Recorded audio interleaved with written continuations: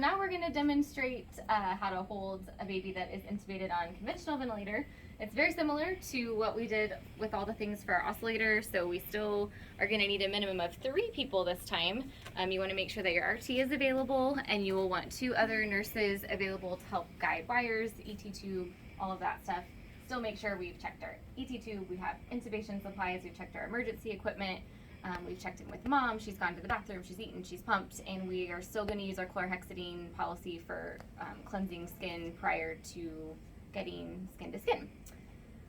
So the first thing we're going to do is check positioning of the baby. We should already be in a good position. You want baby to be supine this time prior to starting this process.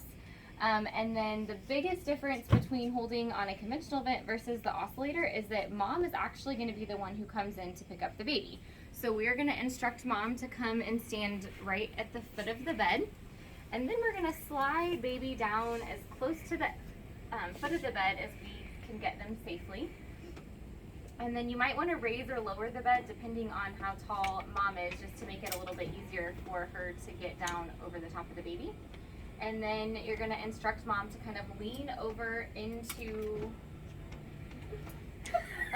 the baby and kind of get her hands underneath the baby's head and then pause.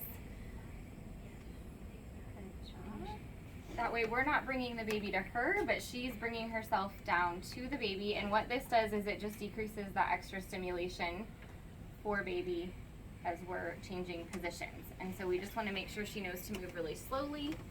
And the RT is going to kind of manage the ET tube, and the nurse is kind of going to manage the pump and all of the wires and lines and whatnot. And then we're just going to instruct her to slowly back up and communicate the whole time with where she needs to go. You're to stop right. You also want to make sure that this chair is locked before we get started, because we don't want it to fly out from underneath mom when she sits down. So once we get mom seated, and we'll usually want to put mom's feet up in the air, and we'll probably recline her just a little bit, and you just tell me what's comfortable. And once we kind of get her into a comfortable position, then we can have someone kind of swap out with RT. We're going to hold on to this tube while she tapes the tubing and secures it appropriately so baby won't be extubated. And we also still want to continue to tell mom that one hand should always be on the head, one hand should always be on baby's bottom.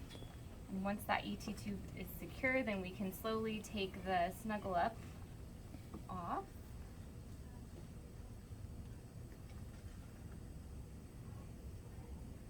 And replace it with a blanket.